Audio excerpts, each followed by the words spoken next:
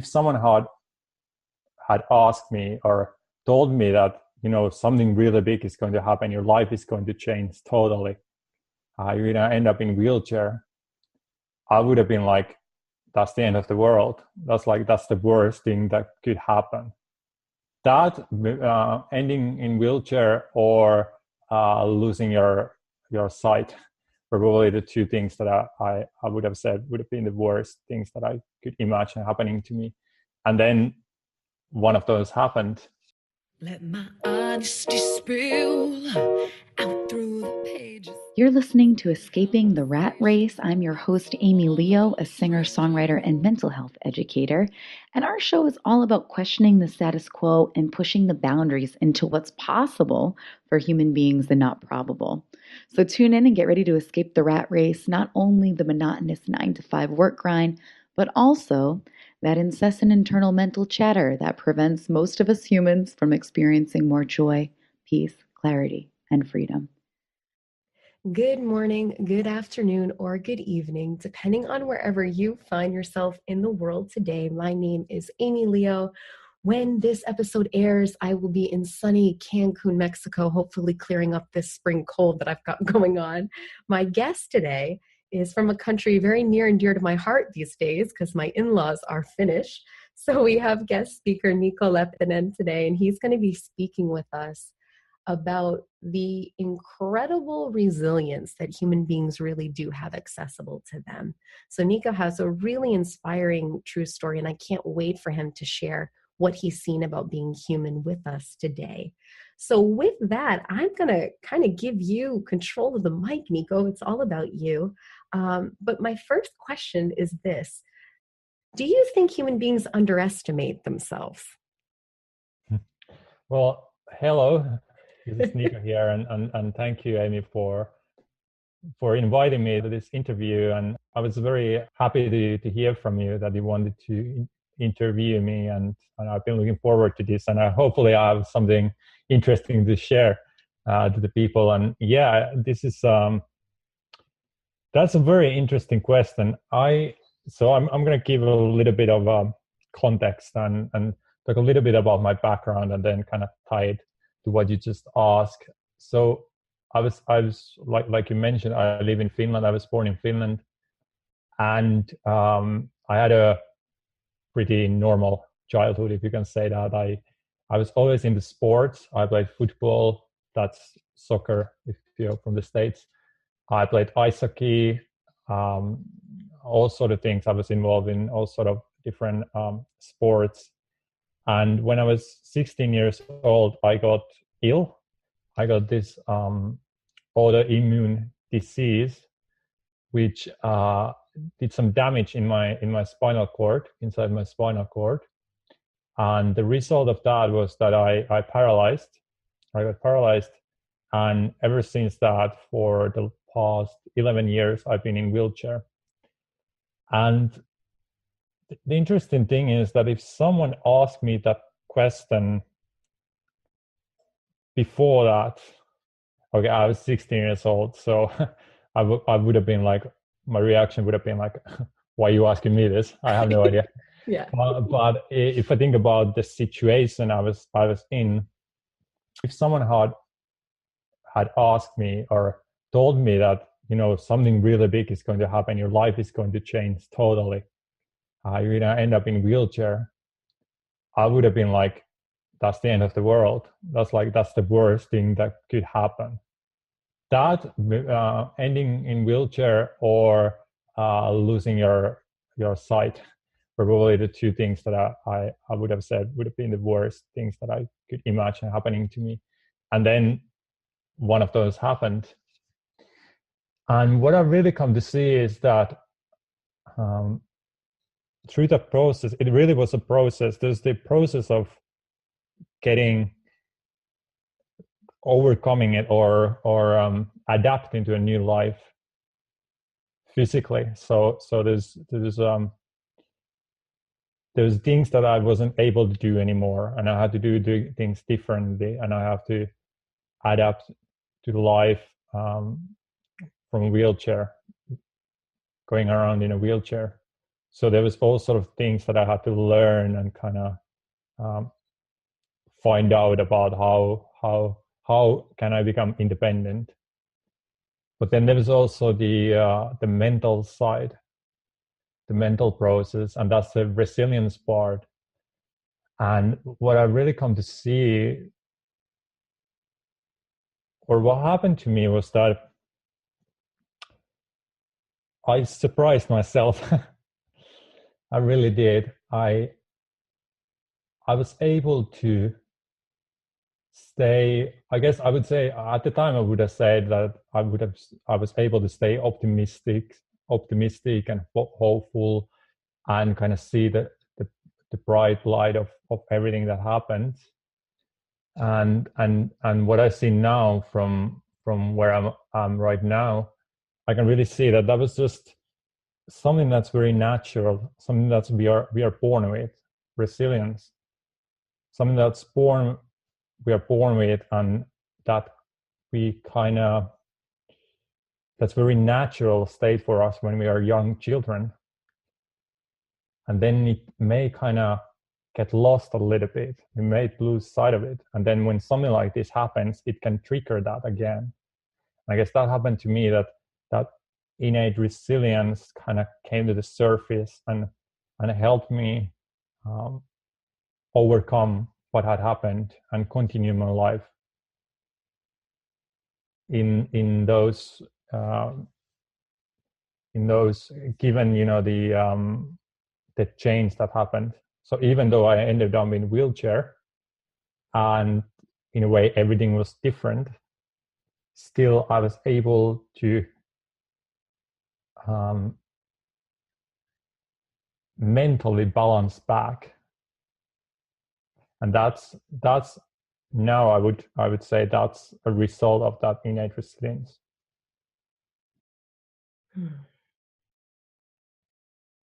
Yeah, there's so many places that I would be excited to take this conversation. But I'd love to go back, because it's been really important to me to have people from different cultures and different countries to be on this show. What I heard in your story is that you did absolutely surprise yourself. And again, that situation would have been one of the worst you could have ever imagined. What were some of the ideas about happiness, we could call it, or the ability to tackle adversity and still come out the other end as good or even better, healthier mentally? What were kind of the things that you grew up with culturally around that conversation about growth and happiness and resilience? That's a very interesting question. I guess there was something that, like, the mindset I had about that was that you kind of have to work for those things. So you kind of have to, or you need to build the right kind of circumstances and right kind of environments for yourself in order to be able to experience those. So just talking about happiness, for example, I guess I had the idea that I needed to have a good education and then be able to get into a good career, have a good career. Then, all sort of things like a family, find myself a wife and a family, and be able to earn a decent living and have a large social network and all sort of things. So I actually remember this because I somehow remember when I was young and I was looking at, for example, my brother and my sister, my brother is 15 years older than me and my sister is 12 years older than me. And they were kind of entering adulthood when I was 6-7 years old. And I was looking at them, how they were going into, started to studying. And actually my brother became an entrepreneur, and I was kind of observing that. And it seemed to me that there was I think both of my brother and my sister have always been successful in the sense that they've been able to get a good education and find a work and a decent living and have a nice family life. And I remember how I was kind of scared that I wasn't able to get those things. And it was kind of scary thought. I thought, well, what if I just I'm not able to do that? And then what follows that was that then I thought, well, then I can't be happy. I can't be happy in the future, because I had made a link between happiness and life circumstances. And I think that's where I don't think I'm special in the sense that, that was just something that looked real to me. I think it looks real to many people today. That we look outside, we look to other people, we look to people that we think were happy, and then we look for what kind of circumstances do they have, what do they have in their lives, and then we make a conclusion. We observe that, and then we make a conclusion that it is those life circumstances that result in their happiness. And that was kind of like I guess, one of the cultural things, and I don't think this is specific to Finland and the Finnish culture.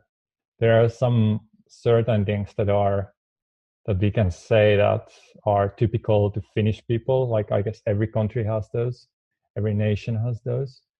But I think this is more widely, this is something that we are very accustomed to, and I think many people recognize that. And then coming to see, because I didn't really get those, I'm 28 years old, and well, okay, I have some of these circumstances, not all of them, but I consider myself happy. So how can that be? That's an interesting question, I think. Mm-hmm. Yeah, it is. I just want to let that sit with the listeners. There's one thing out of personal curiosity I'd like to ask you, because again, as many folks know, many listeners know, my fiance is a Finn. And it was so eye-opening to me to speak with him in the beginning about these concepts. He had never really outwardly expressed them. Again, I'm sure he had the experience, because he did also have the idea that he wanted to make a lot of money. He actually was under the impression that he was going to play professional football as a goalkeeper. So I am talking about soccer here, American listeners. And he had a situation happen in his life as well that was unpredictable, where he got so severely injured that was no longer an option for him. And I thought it was really interesting, because he's really had this huge turnaround and transformation in how he relates to outside circumstances and his internal world. And one thing that he said to me, which was really interesting, he came home, he had a big smile on his face, and he says, it's kind of weird in Finland for you to like brag about your happiness. But he says, I'm happy and I'm proud of it. So I'm curious if that was your experience growing up in Finland as well. If it's something that wasn't really talked about, or if it's kind of like, if you are happy, you don't really flaunt that in front of others. Yeah, that's absolutely true. And I think it comes down to one of like these cultural mindsets that we have, which is that, life is tough. And I'm kind of making this up right now, but I think there's some truth to this, that life is tough. And if you're happy, you're not kind of working, you're not doing something right. or something like that. That's one thing. And I think the other thing is that when someone is doing really well, I think there's this idea that if you're doing really well, you're not supposed to brag about it. You should be humble, that we Finnish people are humble, and we keep our head down, and we work hard. And because of, I think it's tied to our history, we're very proud of how we fought the Russia in the Second World War, for example, and how we were the small country and we didn't have the same capacity, military capacity as Russia, but still we were able to defend our country against the much larger Russian troops. And there's something about that we are just these hardworking, humble, or we should be this humble people. And then if you're doing too good, it's kind of like this. Or people usually actually say there's a saying that's kind of related to this, which is that, you know, don't get too excited because you know it's not gonna last. Something is gonna happen soon. So yeah, I definitely recognize that, and I don't think I've that's actually maybe a reason why I've been holding back a little bit. Like when I talk about what I've come to see in recent years and understand about the human capacity for happiness and resilience, I've kind of hold back because whereas in maybe in some other countries, when there's a person goes through a transformation or something changes, they are it is kind of okay to talk about it and hype it. I think that's a good word, like hype the results or the changes that happened because of something you went through or something you found, something that made a difference to you. Whereas here maybe, and this is not something that I've been totally conscious of, and it's kind of something that I'm realizing right now, that maybe that I've been holding back a little bit and then not so openly talk about the changes I've been going through or the level of mental well-being that I've experienced in recent years because of these changes and transformations I've experienced. Yeah, I think you bring up a really lovely point here, Niko. You know, in my culture, I was raised in the States, and it can be a culture, in my view. Again, this is an absolute truth. It's just Amy's world opinion, but I think a few others share it as well. You know, it can be very in your face. It can be very hype. I mean, our personal development industry is a $10 billion industry. And it is usually folks promising the secrets to this or that. And I have to admit that I've been guilty of that in the past, of something worked really well for me. And then it was like, you know, the fierceless like advocate.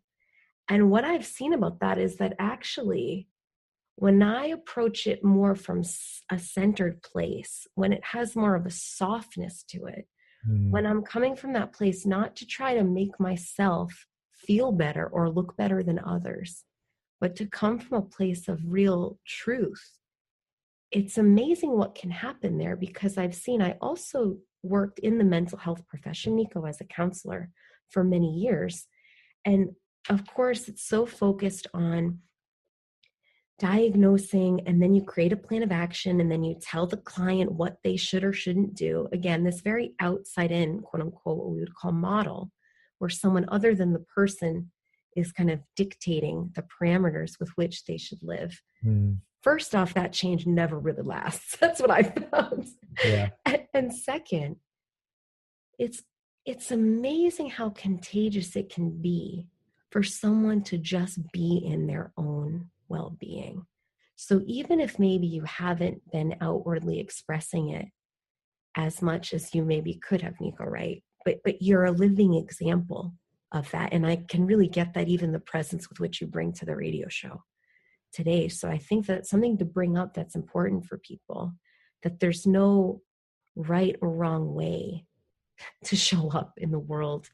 And we actually can never predict how we will impact people, whether that comes from spoken word or from music or from, I mean, even I've got clients that are massage therapists, right? They're doing real work in the world and providing real change in a way that's unique and authentic to them. Yeah, that's really interesting. And so even like what's interesting is that so I was 16 when I went through what happened to me, and after that I actually got the idea that I want to study abroad, and I went to university in the UK for 3 years, and it was just something that I wanted to do, and I didn't really thought about it because I didn't filter it through me being in a wheelchair. So for me, it was just about, okay, do you want to do this? Do I want to do this or not? And then I just sort of thought that, I mean, I'll find a way to make it work, which I did. I moved to the UK for 3 years to study there and kind of like lived pretty much the same life as I had lived in Finland. But then people kind of commented, I heard a lot of comments about how inspiring it was to see, for example, when I was living in England, people there told me how inspiring it was to see someone come over from another country in wheelchair to here and study. Or when I was back home in Finland, people told me, oh, it's so inspiring that you are, studying abroad, living abroad, and just going after your dreams. And I was always kind of like, I didn't know what to say. I was a bit like, I don't know. I'm just kind of, I just wanted to do it, and it's not a really big deal.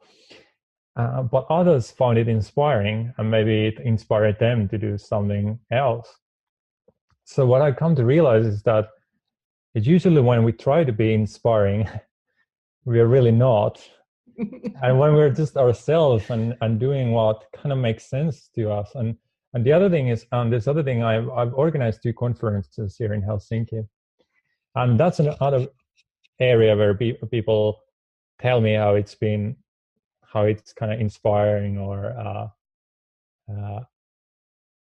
something like that. And again, there, I'm like, yeah, I don't know. I just had the idea and I followed it, and then I kind of found a way to make it happen and all that. I wasn't trying to be inspirational or anything like that. So it's really when we don't try to do something, or we don't try to live up to some image, we can kind of like take that and think about confidence or what else? Well, let's talk about confidence. It's the exact same thing.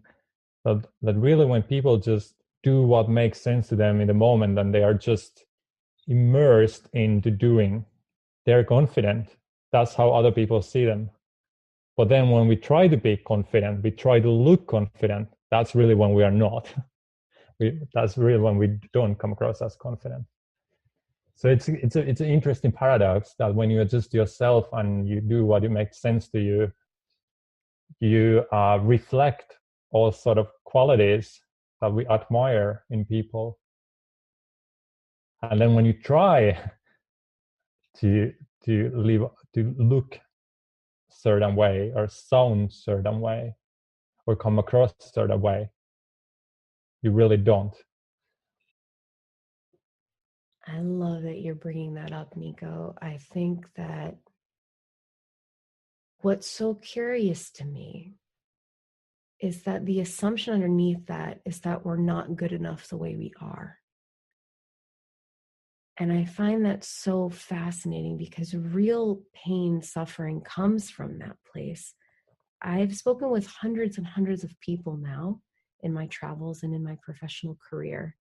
And I can't tell you how often some theme of that comes up underneath it, that someone really feels that they have to fix themselves. And then often they'll do exactly what you said in the beginning, Niko. They'll point to things that either exist or don't exist in their life as the reasons why. It's like their proof. For instance, I was working with a gal that really thinks it is her fault why she isn't with a man right now. Like, she's not in a romantic relationship.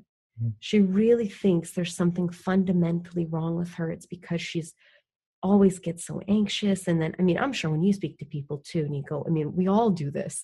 We can create a 10 to 30-minute monologue about all the reasons why we're messed up and we can't have what we want in life. Yeah. You know, and I just think it's so curious that there's so much focus there, because of our nature, our biochemistry is that what we put our attention on, we experience more of. And to keep looking, we often say looking in a direction, but I'm kind of lack of words. So I'll just say looking in that direction doesn't really take us anywhere. And what I find is that it also limits this innate, creative, inspired problem-solving capacity, which you've been talking about, that when someone is enlivened with their own inspired ideas and takes action from that place, you know, that's not special to you, that's not special to me, that is available to every human being on this planet. And it really pulls at my heartstrings sometimes that we don't talk that way in the broader Western culture. So I'm curious, you know, if we establish a few things from what we've talked about so far. We've talked about this quality of resilience that's within every human being. And actually, I just want to, before I throw the mic back over to you, I want to highlight this to folks, that they have done research studies that show one of the determining factors whether or not someone will be resilient, meaning their actual physiology will rebound quicker from the stress response. One of the major factors in that is if someone thinks they will be resilient, their body is resilient. I mean, this is like amazing. It's not something that is generally talked about as an innate quality. So we've talked about resilience. We've talked about this innate capacity for creativity and inspiration and problem solving and insight. In your career as a coach, Niko, and also just in your life in general, you know, what are some of the things that get in the way of people experiencing that? Because I'm sure there are some listeners that are saying, oh, that sounds really nice, but that's not what my life is like. So can you share what really gets in the way of that? Well, I'm going to first talk about my personal experience, what I can say that's definitely true in my own experience. And then maybe people can kind of reflect on whether that's something that makes sense to them as well. So for me, what usually happens is that I think like what is really universal to all people is that we can get ideas and get really excited about those ideas. And it can be anything. It can be about personal change that we get excited and inspired to lose weight or stop smoking or start doing more sports or start doing specific sports. Or it can be more about what we want to do in life. So we want to coach, or we want to become a doctor, whatever it is. Or it can be something really everyday, like, oh, I'm really just get an idea of a certain meal that we want to cook today for dinner. So it's very natural to get ideas, like creative ideas. And it's very natural to feel an excitement for those ideas, whether big or small. And from my experience, like when I was maybe like 4 or 5 years ago, I first had the idea, because I've been to many conferences and seminars and trainings about sort of that kind of fall under the personal development umbrella. And I first got this idea that I want to organize an event myself. I want to organize like a seminar where like-minded people will gather together to talk about something that they're really inspired about, something related to personal change and personal growth. And I want to bring the kind of speakers that have somehow touched me. And that was maybe like 5 years ago. I first got that idea, I don't know, out of nowhere, that I want to organize something. How cool would it be to organize something? I got really excited, and then I already made a list of different like speakers that I had been following, personal development coaches and speakers that for years I've been following their, what they write, what they talk about. And so I got that idea. I get kind of excited. I started to see it was like a vision, and then it started to take shape. I started to like have this like, it would look like this, and there would be this many people, and it would be this long, and and all sorts of ideas. And then after a while, it kind of like that feeling of rush and that feeling of excitement faded away, which is very natural. Because I don't think it's and this is just something that kind of makes sense to me. And it is that it's not very healthy for the body to be in that kind of state for very, very long, because it's I think that there's some, different chemicals that kind of make the body feel excited and aroused in a way. And then I don't think it's very helpful for the body to be in that. So it's just natural that the body comes back into a more stable state. And what usually happens is that when that initial feeling of excitement fades away, is that then we kind of like come to a more still place. And from that stillness, sometimes we go on and consult our minds,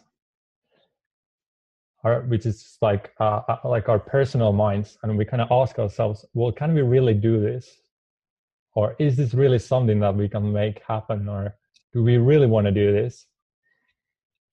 And this is again, now I'm talking about personal experience, then usually there's like this flood of thoughts coming in, all sort of thoughts, all sort of reasons for why I can't do this, why I'm not the sort of person to organize an event. And then there were other thoughts following that, like that justified that thought, like I don't have the experience, I don't have I'm not able to reach, I don't have a network, all sort of excuses comes in, which are all just thoughts.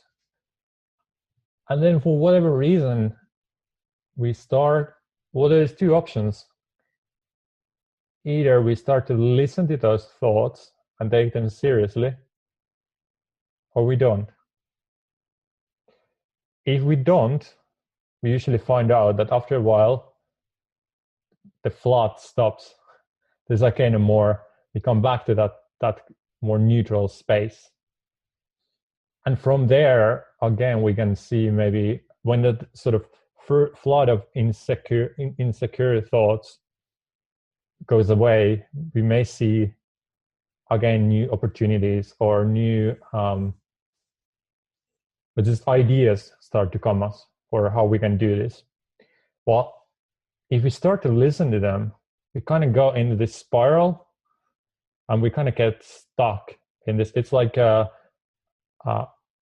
being in the washing machine.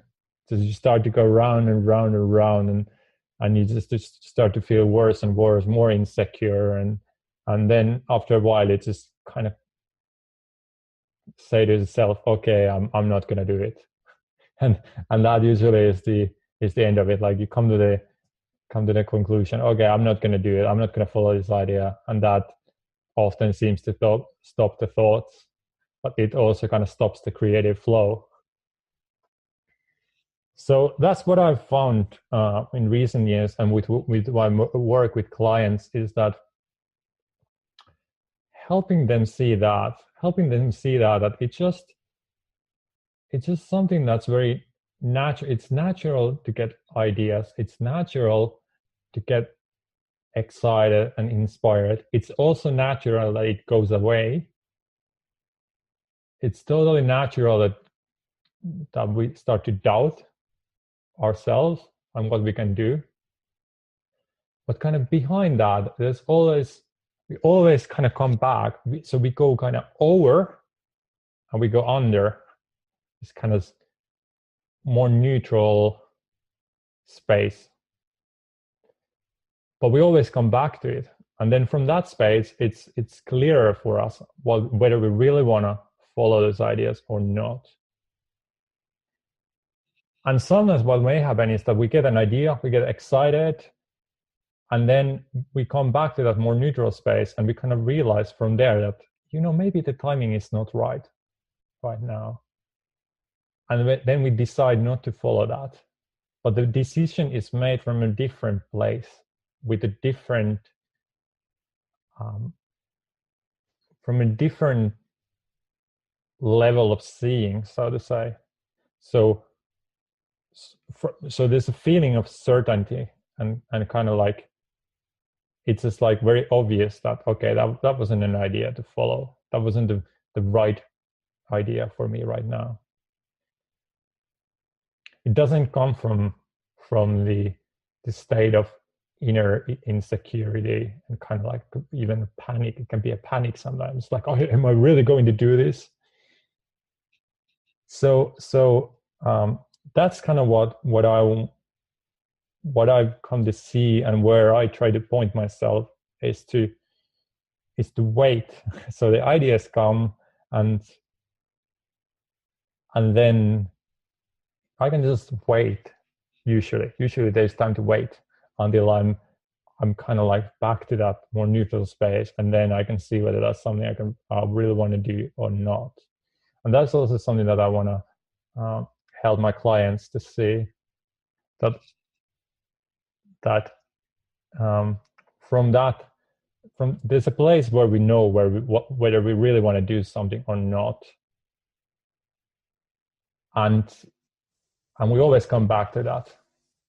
And sometimes it happens quicker, sometimes it takes longer, but it really doesn't matter.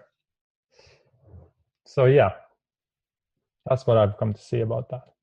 Yeah, I so appreciate that you're bringing up the power of making decisions from a more neutral place, because it is also, in my experience, personally and professionally, really normal for people to start feeling the intensity of whatever emotion they have in a moment. And what I have found about many human beings is that human beings generally don't like to feel uncomfortable emotionally. Mm-hmm. So people are trying to, innocently get away from that. They're trying to feel better. So they think that by resolving that certain problem in their life right then and there, that it will provide the relief. But time and time again, I've seen that making decisions from that place can actually even further perpetuate discomfort, because then you've made actions from that place that have real world effects that you then have to deal with and pick up the pieces of. I really resonated when you said it's like being stuck in a washing machine. Yeah. Because our podcast right now is actually called Escaping the Rat Race with Amy Leo. We are changing the title soon, which is why I didn't introduce with that. But that was the theme that I was seeing, that the rat races of our mind, or the hamster wheels of our mind, affect every aspect. A lot of times people will think of money in the States when they say the rat race or their job.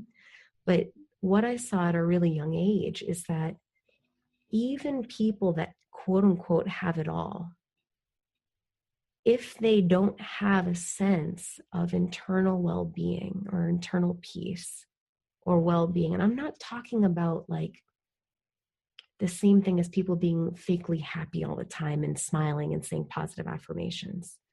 I'm talking again, I think Niko and I are pointing to the same thing. Again, it's a place within everyone that has a stillness to it. It's a certainty. it's a energetic piece of human beings that can never be touched by adversity, which I think is so beautiful. And again, this is just my opinion and speculation, Niko, but I think that's one of the reasons why people find your story and your actions so inspiring, because you're showing that in real time. You're showing that you can come across, any human being can come across adversity and still thrive. One book that's coming to mind that I read a while back now, gosh, I may not get everything right, but it was written by Viktor Frankl. He was a survivor of the Nazi concentration camps, and it was called A Man's Search for Meaning. And I remember being so touched reading that when he was saying that there were still people in as horrible circumstances as being in death concentration camps that still did not give up the integrity of who they were. There were still people giving their clothes or food to other people. It speaks to me the truth behind the human spirit of what's really there underneath the noise and the judgment and the chaos that we can find ourselves in personally and globally. Yeah, you said, yeah, I absolutely agree. And I think like really what I've come to see is that it really has nothing to do with me. What I mean by me is the kind of like person I think I am, or all the different things, or the kind of identity that I've created for myself. Because one of the things that people usually ask me is that, or they want to know about how I'm able to keep a positive attitude, or how I'm able to kind of stay positive. Or because sometimes people they say that they always see me as, whenever they see me, I look kind of happy and just kind of that I'm just enjoying the moment. And then they're like, well, how are you able to do that? And I'm always like, well, I really don't know. That I don't think there's anything I do. And I think the reason for that is that I'm not making a connection. I'm not kind of outsourcing that feeling, that kind of feeling of well-being and happiness, whatever you want to call it, to the circumstance. So what I'm actually not doing, and what people who kind of, because I know there are many people around there, or maybe the people also in these horrific circumstances, as in the Viktor Frankl's example, they don't restrict or make conditions. I think that's a better word. That's a better expression. They don't make conditions to their inner well-being and happiness. And what so many people do, and what I still, and I'm not saying I don't do this. I totally do this at times. Is that I'm somewhere in certain situation, and in my head, and really it's unconscious to me, I kind of make a condition. I say, well, I can't be happy right now because of something, because the circumstances isn't totally right. So or I say to myself, well, if only, well, when this happens, when this little thing changes, well, then I can be happy. And what I'm actually doing is I'm creating conditions, and then I'm living those as real. So it's a phenomenon that happens only in my mind, and it happens in everyone's mind. And once we kind of stop creating those conditions, when we kind of start to see where it is actually coming from, like where we've been pointing to in this podcast, it starts to make less sense for us to create any sort of conditions, which then enables us to experience that inner well-being and happiness, regardless of where we are and what we are doing and what's going on. And that's just another way of saying what those people in the concentration camps said, like they didn't give up their integrity. Well, that's just the other way of saying that is they didn't make their inner well-being conditioned by what was going on around them. Yeah, and this is actually the guest speaker we had on before you, Niko, lived in Uganda for 5 years. She's an American gal that lived in Uganda, and we really had a shared experience when we've traveled to countries that often people in the Western world will say, oh my gosh, how could anyone ever live that way? And again, we use that imagination. We use that power of thought. We imagine what it would be like to be there. And then we think we know how we're going to be, how we're going to feel. And the research on this, people can Google Harvard psychologist Daniel Gilbert. The research on this is that actually humans are horrible predictors of how they're going to be in a moment. But of course I digress. But what I was trying to point to again is really looking at that imaginary link for what it is, that what we're talking about is fundamentally true for human beings, because there are cases of people all around the world that are subject to what we would call horrible conditions, quote unquote, and what we would call the best conditions possible. And yet they will have varying experiences. You'll have a bell curve, let's just say, experience, to try to give a visual for folks.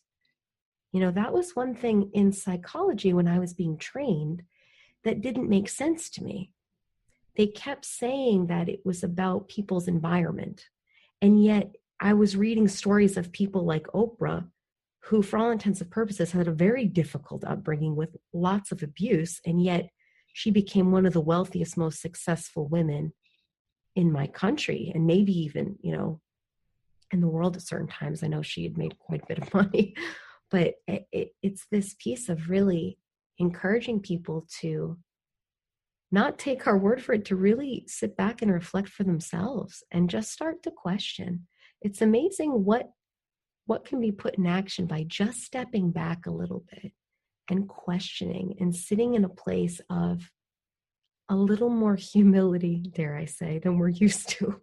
Sitting a little bit more in the unknown, being a little bit more attuned to the fact that as human beings, the truth is, we just don't know. We just don't know. We don't have as much control sometimes as I think a lot of people would like us to have. But knowing that actually becomes a really freeing experience. At least that's how I've experienced it. I know we're running a little short on time. That this has flown by, Niko. Oh my gosh. But, you know, if there was one thing that you would want listeners to take home from today's show, what would it be? Well, I would just, if this is the first time that someone kind of talk about what we've talked about, resilience, all sort of things, resilience, inspiration, creativity, happiness, from this kind of perspective. And I would just be curious, like you said, exactly what you said. I can just only echo that, really. Like, just to become curious about, well, is that really the case? And we all have our own. So what we are kind of trying to, what I do in my work is I try to make visible something that's universal to all human beings, how we mentally tick, like I sometimes say, like how we mentally function. So another way of saying that is really to make visible where happiness, confidence, resilience really come from, and where the experience of not having those comes from as well. And then so we point to what's universal, what's common to all human people. And then we have our own experience of things. So we have our own lives that we're living in, and our own life circumstances, and our own history, learning history, all that. And then if we just become curious of that, and we kind of start to reflect on how does this apply to my life? Like where do I make a connection between a life circumstance and my inner well-being and happiness? And then kind of become curious, well, does that link really exist? Or is it just something that's in my head? Is it just like a mental phenomenon that I'm experiencing as real, but it's not really real? So just become curious of that. And then what usually happens is that spontaneously people start to see things that's or to put it another way, something that was previously not visible and maybe didn't really make sense, starts to become visible and starts to make sense. And then that has implications to how we live our lives. So sometimes I talk about this as an exploration, or what's the word? What they used to do, a journey of a voyage of discovery. Is that the right term? When they went to America and all sort of places back in the day. A voyage, yeah. Oh gosh. Voyage of discovery. Yeah. It's almost like a quest, or like Columbus when he went to America, or the other. An expedition, maybe. Expedition. Expedition. I do speak English as a native language. Yeah. So kind of like an inner expedition. Is like, oh yeah, like because when they went to a new country, when people found a new country, they were curious. It's like everything was new, and they were just like, oh, what's this? What's here? Oh, what's that? But yeah, like it's like the child. That's like how children live their lives. They're always curious about things, about everything, and that's how they learn. So just kind of become curious about this new direction, and then keep an open mind and let life show you what there is to discover. Perfect, Niko. I'm so tickled and glad I've learned with guests to just kind of follow my inspired thought of who to invite. And I just have to say, I'm very glad I do that, Niko. I've really enjoyed this conversation. But before we let you go, of course, please share where folks can reach you. And do you have any events coming up in Finland in the near future, or kind of what's going on there? Well, actually, I don't have any events. I haven't. I don't have a plan to organize any seminars at the moment, any more conferences here. I actually wrote a book over the winter with my brother. That's coming out next week. That's the last week of April. It's in Finnish, so unless you're a Finnish speaker, I doubt you will get much out of that book. But so I have a book coming out, and I really don't know where I'm going after that. I'm kind of kept everything open because I want to see where that takes me. So that's why I haven't. I've kind of taken a break from organizing events and kind of just want to focus on riding the wave that possibly comes with the book being published and more people being introduced to this. It's about confidence. It's about that innate confidence that we're all born with. And so I just want to see where that goes. So there's no more, nothing planned for now, but yeah, I know there's a lot going on in the world around this understanding, and people pointing to this different ways and organizing all sort of events that I highly endorse. So I would keep my eye on those. Perfect. And where can folks find you, Niko? Is the website the best way? Yeah, I have a website in English that I made. It's okay. I need to check. I don't update it very often, but it's nikoleppanen.com. So it's NIKOLEPPANEN.com.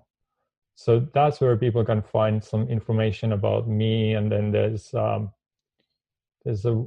kind of like my email, and people can get in touch with me, or people can also find me on Facebook, Niko Leppänen.